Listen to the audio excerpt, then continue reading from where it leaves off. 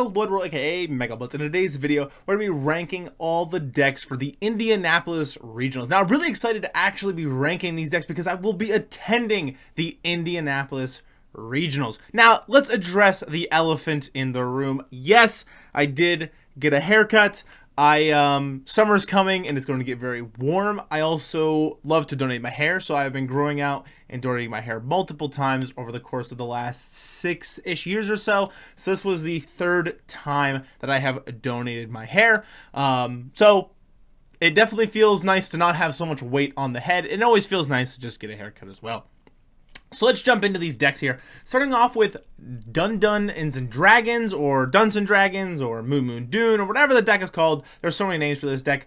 I think this deck is like tier 2. I don't think it's great. I think it has a lot of problems with like prize trading from what I have felt like. There's a lot of times where I get put in this position where I have to bench a Roaring Moon EX, and then my opponent just like, before I can even attack with it, just pulls it up, KOs it, takes 2 prize cards, and I'm like, oh, well, that feels kind of bad. So I don't dislike the deck. I think it's a good deck. I just feel like it's not the better version you could be playing, because I think Box is actually tier 1.5. I think this deck is really good, and I think it's pretty underrated right now. I think Box has a lot of things going for it. A, you're really able to force your opponent to take 6 KOs and take 6 single prize knockouts to win the game, because all of the Pokemon in your deck are single prize Pokemon. You have a lot of good utility going on with the Flutter Mains. You got the Koraidon to do some pretty early chip damage in. And then, of course, you got the Roaring Moon as well to just kind of take pretty big knockouts later on in the game with that Vengeful Fletching attack. So I think Ancient Box has a lot of good potential. It does have a tough time into Zard, however, which is why I put this in tier 1.5. It is kind of on the bottom of tier 1.5, mostly because it has a pretty hard time into Charizard sometimes, just because trying to get to that 330 is really difficult. And the deck doesn't really play Lost Vacuum, so if you're playing against Charizard that's playing Hero's Cape, you kind of just lose, it feels like. You have a really hard time trying to KO a 430 HP Charizard, as do pretty much every deck in the format right now, except like Lugia or maybe Dialga can get there, unless you, I guess, instant KO with the Roaring Moon EX, where that's where the Dungeons and Dragons version has a better time into Charizard, I feel like, as opposed to the Ancient Box version. But the Ancient Box version has a better time into a lot of the other decks in the format, being like Lugia and Lost Box variants and things like that.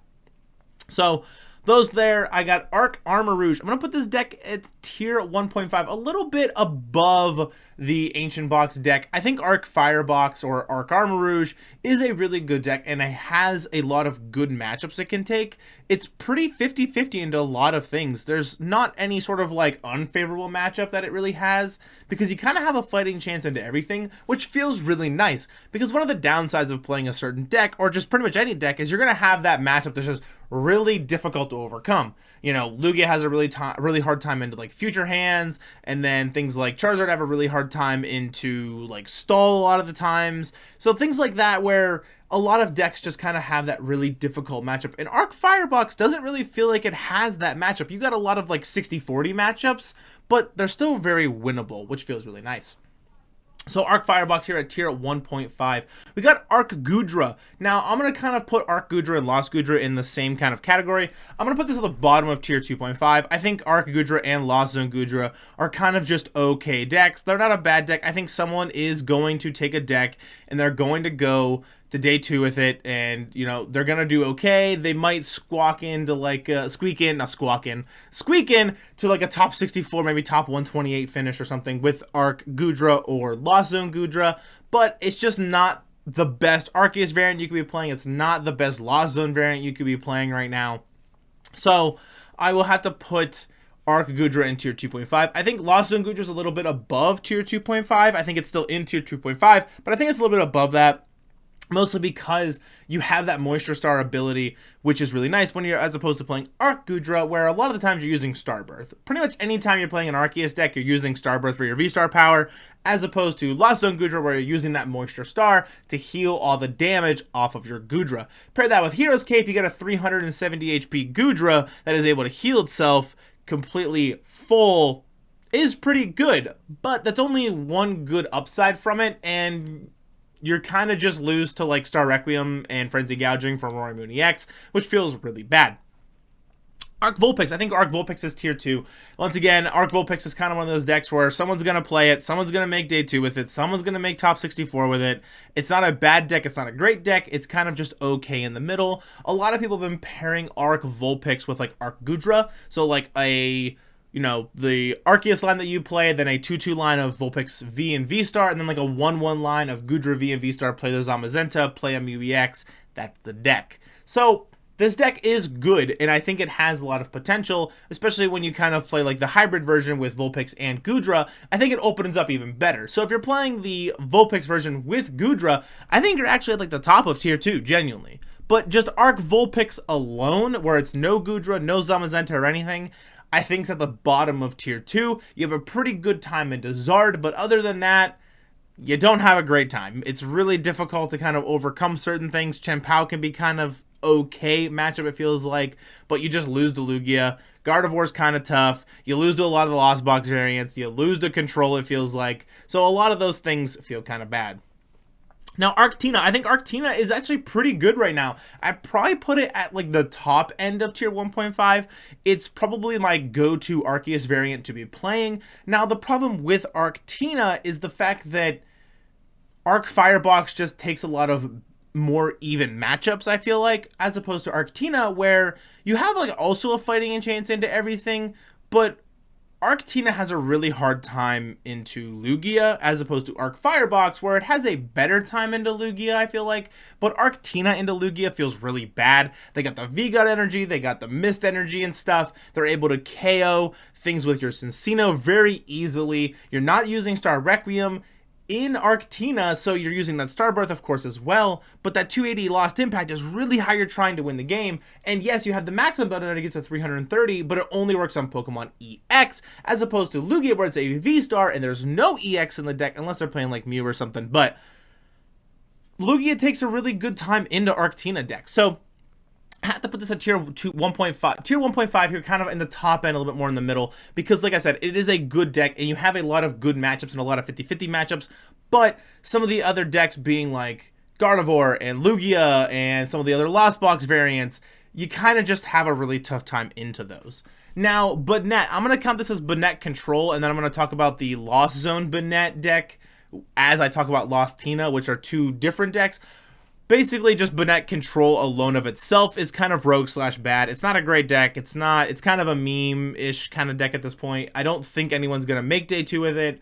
However, now let's talk about Lost Tina, which is on here somewhere. Lost Tina itself, I put as tier 1. Lost Tina with like Reading Greninja and the water energies and things like that is tier 1. Now, the Isaiah Bradner version, where it is playing the Banette EX and you have that kind of control element to it, yes, it does make your control matchup really kind of free, per se, but I would put the Banette Lost Tina version kind of at like tier 1.5, kind of a little bit above Arctina, and maybe, actually I'd probably put it at the top of tier 1.5, because you still have that Giratina V-Star element to it, and you can still pull off really cool plays with the deck. You still have the Star Requiem and stuff, which is really nice, but you close out yourself being able to attack with Radiant Greninja, which can kind of hurt the deck at sometimes, especially very early on, where you can try to pull off Moonlight Shuriken plays in Lost Box Mirror matches, or into Lugia decks where they have like two Mincinos on the bench. You could just Moonlight Shuriken both of those, feels really good.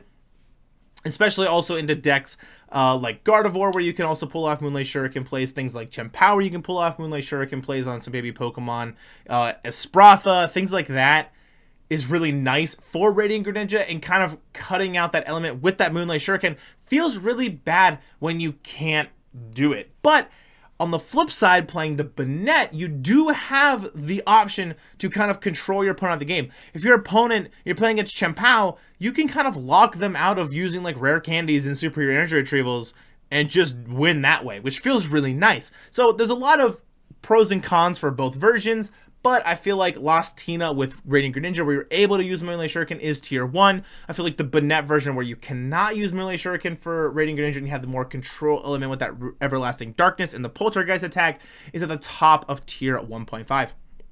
Bibzard. Bibzard is bad. It's not good. Don't play Bibzard. Just play Tordzard. It's best deck in format. Tordzard, Pidgeot Zard, not even like Tord Zard, just like Pidgeot Zard itself is still the best deck in format, and then Tord Zard is just like above that, it feels like. So like Pidgeot Zard is S tier, and then you have like S plus tier where like Tord Zard would just kind of be here, right? So like Pidgeot Zard and then Tord Zard. That's kind of where it's at. You have like Tord Zard at the top, and then you have Pidgeot Zard directly beneath that. But as opposed to just Bib Zard without like Pidgeot or anything is really bad. Don't play it. So we got Pidgeot Zard at the top. Above that is Tord Zard, where you're playing the Cleffa, you're playing, you know, the 1/1 line of Bidoof and Babera, you're playing the Pidgeots, and you're playing the Charizards, and you're playing the Radiant Charizard, and this Tord Reklev's list is the best deck in the format. It's 25% of the meta. It's not going anywhere, especially into Indianapolis. It's going to be the most represented deck. It's going to more than likely be in top 8, if not win the entire tournament. It's just kind of the best deck, and yeah, that's just basically where it is. So we got Chien-Pao Excalibur. I think Chien-Pao Excalibur is tier 1. I think Chien-Pao is like a little bit below Lost Tina. And the reason I put a little bit below Lost Tina here is because Chien-Pao used to have a really good time into Zard, but now it doesn't. You have a lot of like different elements with Tord Zard that Chien-Pao can't really deal with, which feels kind of bad. Tord Zard's a little bit more, I guess, quick. It's a little bit faster than Pidgeot Zard can feel like sometimes. And Chien-Pao still has a decent time into Charizard, don't get me wrong, but the other problem with Chien-Pao is just Eerie. The card Eerie itself can absolutely ruin you, and Charizard's playing one copy of that sometimes. And if you're playing against, you know, Lost Tina with like the Banette, you kind of get smoked by that as well. You have a pretty good time into things like Arceus decks, feel pretty decent. You do a pretty good time into Lugia as well, but Gardevoir decks feel kind of bad. Ancient Box feels really bad.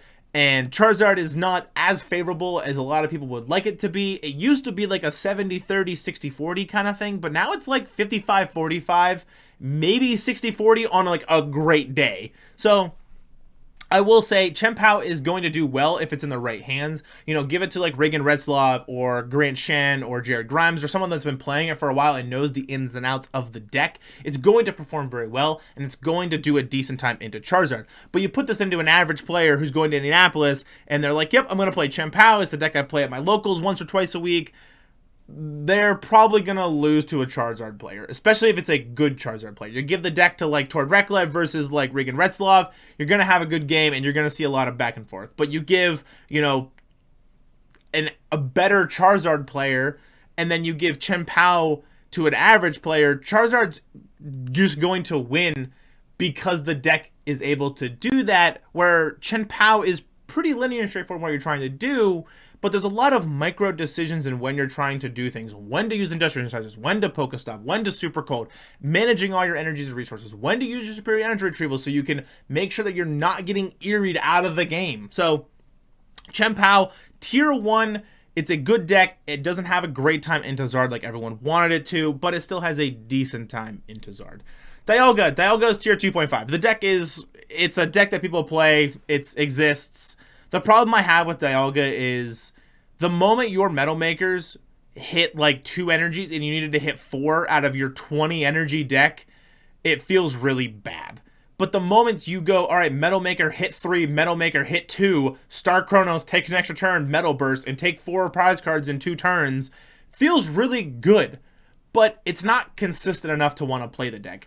The thing with decks that take extra turns is the best deck that I have personally ever seen that can take an extra turn is the Rapid Box deck with Inteleon VMAX and Urshifu VMAX and the Metacham V, where you're able to Yoga Loop and take an extra turn on baby Pokemon because you're able to hit the bench. And this was before Jirachi was kind of a thing most of the time.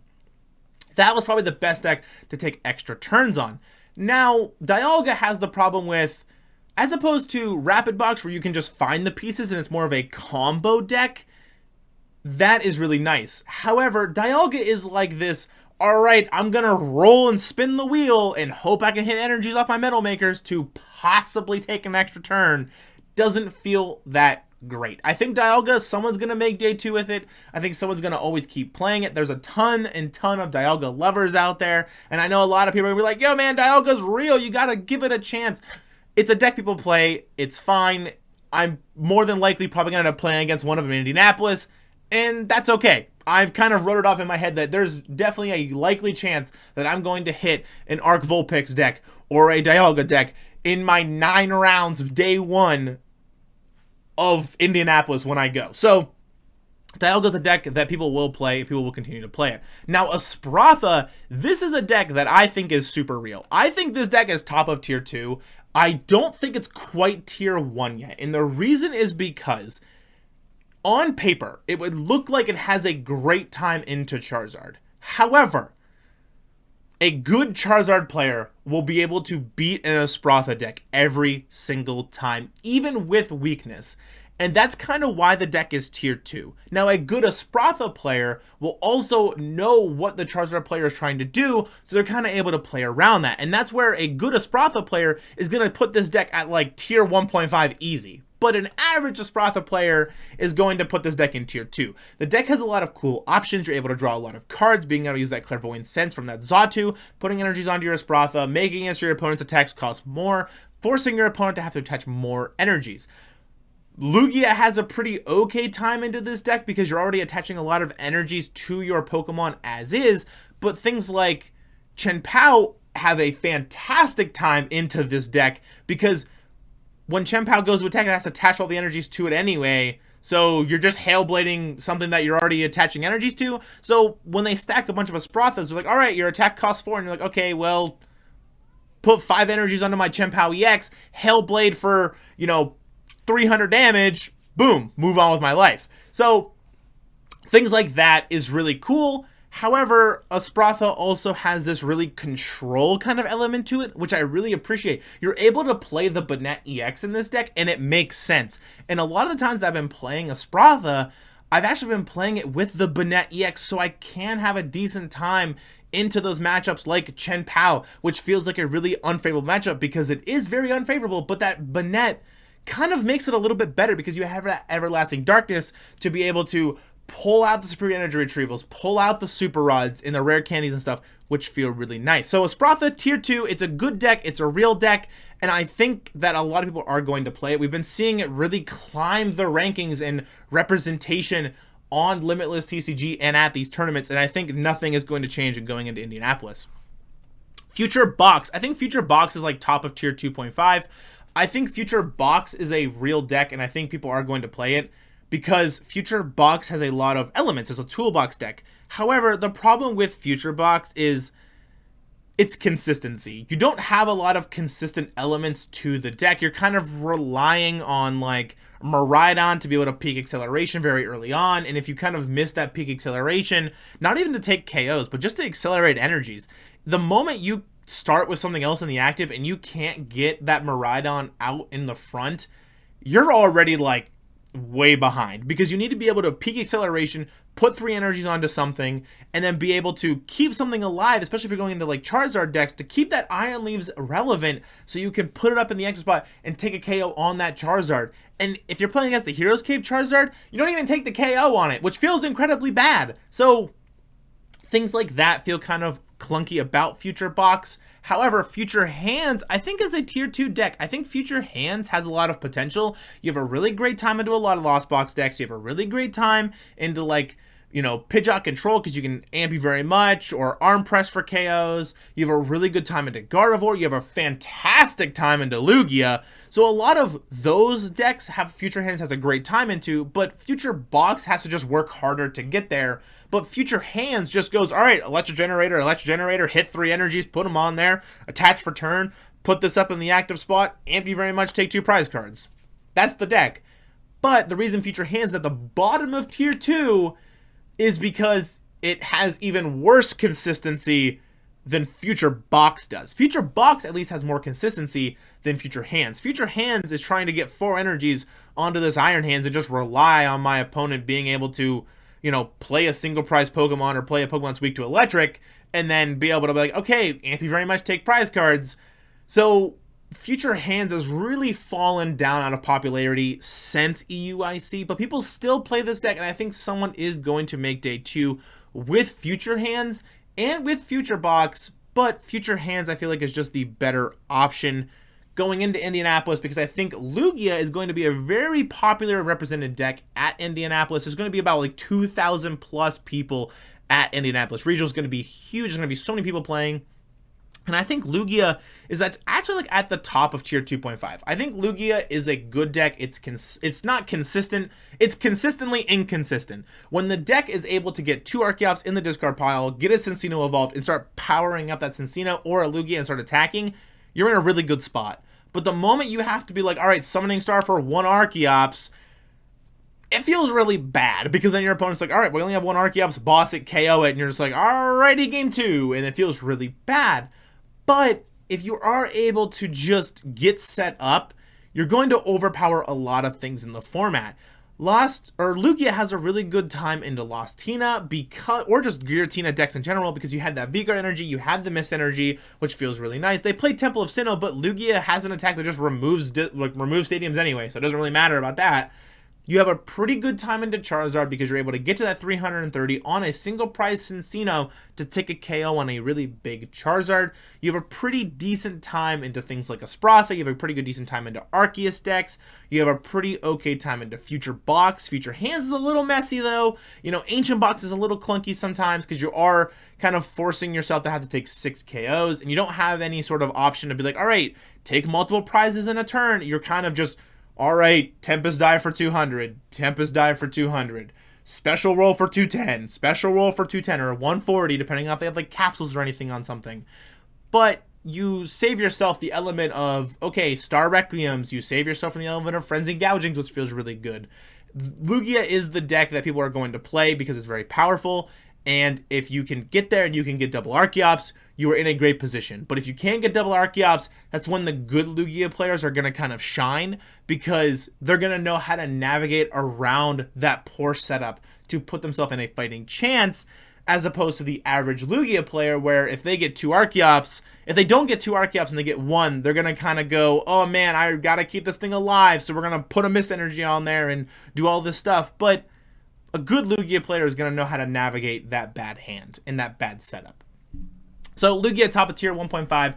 Gardevoir also in tier 1.5. I think it's kind of in the middle of tier 1.5 though. Gardevoir is kind of falling down to the ranks. It looked like it was on the climb. It looked like it was going to be a real deck. But the problem with Gardevoir is just, it's not the deck it once was. It's not the big powerhouse with the Shining Arcana Gardevoir. It's still the good deck. You have the Drifloon, you have the Hero's Cape, you have the Screamtail. But old Gardevoir's big thing was it had a decent time into Charizard, being able to hit really big KOs with a single prize Shining Arcana Gardevoir. But now you can't really do that. You kind of turn into this like, all right, I can hit the active big sometimes with Drifloon. I have to sometimes attack with Gardevoir EX, and I'm trying to just hit the bench with Screamtail a bunch of times to kind of win the game, which doesn't feel as great. But Gardevoir is still a real deck, and I think people are going to still play it. I think there are going to be a good amount of them in day 2. I think there's going to be 2, 3, 4, maybe even 5 in day 2. Same with like Lugia. I think Lugia is probably going to be the second or third most represented deck going into Indianapolis, and I think there's going to be a good amount of these in day 2. I would probably say anything that's in tier 1.5 and up, expect to at least see 4 or more decks in day 2. Tier 2, you're probably going to see at least 3 to, like, I'd probably say 3 at most, maybe 4 at day 2, and then tier 2.5, you're going to see like 2 tops. Rogue / bad, 1 if you're lucky. So Goldengo, I'm going to put this at the bottom of tier 2. Goldengo has lost a lot. Goldengo, and a lot of people have actually been disagreeing with me, and this is just me personally, I really feel like Goldengo had a better time when Path to the Peak was in the format, because you got to play Worker. Worker, discard a stadium, draw 3 cards, coin bonus, coin bonus, coin bonus, concealed cards. You're able to draw so many cards, but now that Path to the Peak leaves, you have no reason to play Worker and not have an extra benefit. So now you just play things like Silene, where you're trying to put stuff back on the top. I saw people playing things like Nemona, just draw 3 cards in Goldengo because it just quick replaces Worker. But you can still play Worker, it just doesn't really matter, because like, what are you going to discard? like Artisan, you don't care about Artisan. You don't care about Temple of Sinnoh playing Gholdengo. So you can still play Worker, it just doesn't feel as good. So Gholdengo has kind of fallen off a little bit. It's still going to be around. I think someone is going to play it. I think I have a pretty likely chance to even hit Gholdengo going into Indianapolis. And that's why I've tested into these kind of decks before. So, Gholdengo at the bottom of tier 2 here. Gouging Fire is bad. Don't play the deck. It's at the bottom of bad. It's even worse than Bibzard. Gouging Fire is not real. It's a bad deck. Gouging Fire has the best place in, like, Arc Firebox, and that's kind of it. We got Lost Paradox. I think Lost Paradox is, like, right next to Lugia. Maybe even a little bit above Lugia. I could kind of swap these and be fine with either of them kind of being there. Lost Paradox has a lot of options. It's a very toolboxy deck. You have the Roaring Moon EX, you have the Iron Hands, you have the Raikou, you have Cramorant, you have Sableye, you have Radiant Greninja, you have Hoopa EX. You have so many cards to your disposal, and a good Lost toolbox player will take this deck very far. They will take it to the top. They will possibly even win the event. It has a pretty okay time into Charizard, especially if you know what you're doing. But Lost Paradox has a really high skill floor and even a higher skill ceiling, and that's why I have to put it in tier 1.5. I think Lost Paradox just runs the problem of it's a very difficult deck to play, it's very hard, and the moment your flower selectings hit a little funny, the game's going to get really tough because the deck is very constricted on what it can play. You're only playing this specific amount of energies to attack with specific Pokemon in specific matchups. And things like that can run a little bit difficult. Lost Sablezard is kind of a little bit in the middle of tier 2. I don't think it's a bad deck. I think we're going to see a couple Lost Sablezards in day 2 at Indianapolis. I think Lost Sablezard is a decent deck. It's just not the best Lost Box deck to be playing right now. Just play Lost Teen or Lost Toolbox. Because Lost Sablezard, the upside you have of that is you're able to play double Cram, double Sableye, and recycle those Sableyes and Cramorants easier than other Lost Box decks, and you're able to attack with Radiant Charizard pretty early as well, especially if you're able to like Mirage get some energies onto it or something, which can be really nice. You're really that nice Lost Box, toolboxy, single prize deck, but you just have a harder time into the mirror match, especially if they're able to pull off like Radiant Greninja plays or Iron Hands plays feels really bad as well. You have a really hard time into Charizard. You have a pretty tough time, I feel like, into Gardevoir as well, because they're going to be able to just like Scream Tail all your stuff, which feels kind of bad as well. So Lost Sablezard in the middle of tier 2. Miraidon, now, believe me or not, you don't have to. This deck is coming back, and we have seen a couple of them going around in Japan. We've seen a couple in, day 2s of some other regionals as well. It's kind of back to the turbo version where you're playing like 16 lightning energies, 2 double turbos. You're trying to just jam energies with energy sticker and electric generators and stuff because Flaffy had rotated. The deck is tier 2.5. I think someone's going to play it. I think all the Miraidon lovers are out there. I'm looking at you, Sneaker Talk. I know that you're going to play Miraidon. You're a Miraidon lover, and that's okay. A lot of people are Miraidon lovers, and I'm here for it. I'm here in all support. But the deck lacks a lot of consistency, and if you can't hit your generators and you can't hit your energy stickers, it feels really bad. If you burn out and you can't get set up and get some energies attached, you're probably going to lose. You have even a harder time into Charizard than you did before, which is really bad. You have a pretty tough time into Lost Box decks. You have a tough time into Chen Pao, but you do a pretty decent time into a lot of the Arceus decks. You have a really good time into Lugia, which feels really good as well. And you have a pretty decent time into the future box decks or future hands as well, which feels kind of nice. We got Pidgeot Control here. Pidgeot Control is like tier 1. I think Pidgeot Control is a real deck. I think it's good. I think the good players are going to show up. I think they're going to prove that this deck has a lot of skill involved in it. But the problem with Pidgeot Control is Charizard is kind of adapted to the Pidgeot variant where you're able to play the Team's Yell Cheer, have a switch, recycle the switch over and over again, recycle your Turo scenarios and stuff. So Pidgeot Control has a good time into a lot of decks, but a lot of decks are teched against Pidgeot Control, mostly Charizard, to kind of deal with that. So Pidgeot Control at the bottom of tier 1 here. We got Raging Bull. I'm going to put this in the bottom of tier 2.5, and this just means all the Raging Bull variants. I'm talking about Lost Box Raging Bull. I'm talking about Gardevoir Raging Bull. I'm talking about Palkia Raging Bull. I'm talking about Sandy Shock's Raging Bull. I think all these decks look real, but they're not real. I think Lost Box Raging Bolt is probably the best variant to be playing of Raging Bolt right now, But the problem Raging Bolt runs into is if you can't get that big KO on something with that Bellowing Thunder attack, you're falling behind really quickly. Now, the upside of Raging Bolt is you're also able to take those big KOs a good amount of the times, or about half the time. I don't really play a lot of Raging Bolt, but if you are able to pull off that Bellowing Thunder and that really big KO, it does feel good. So we got Snorlax Stall here. I'm going to put Snorlax Stall a little bit above Goldango, and this is just like the Chi-Yu straight up Stall version.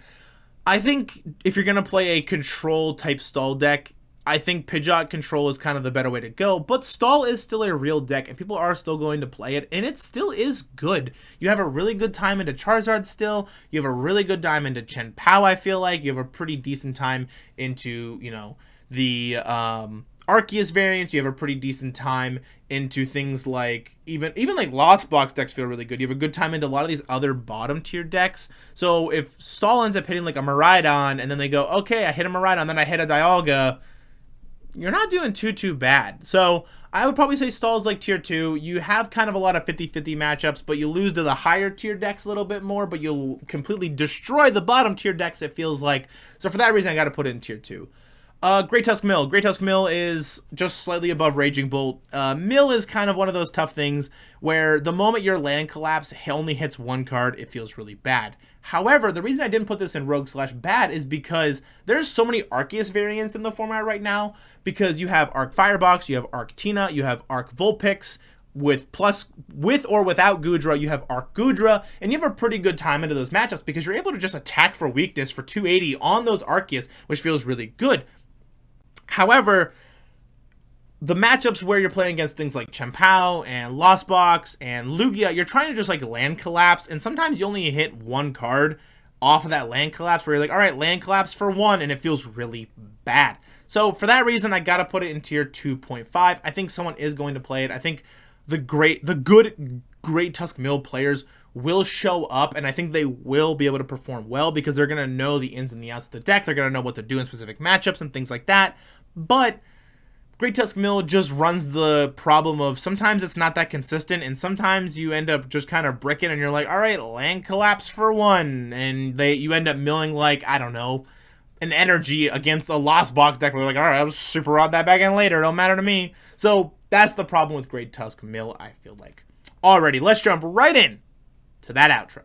Alrighty, that's gonna do it for today's video. I'm super excited to be attending the Indianapolis Regionals, so it was really fun to just make this meta prediction. Now, let me know down in the comments if any of you are attending the Indianapolis Regionals, and if you are, do not hesitate to walk up, ask for a picture, chit chat with me. I'm totally open for all those things. If you guys enjoyed the content I've been making so far on the channel, don't forget to leave a like, smash that subscribe button. I really would appreciate it. And I'll see you all in the next one. Peace!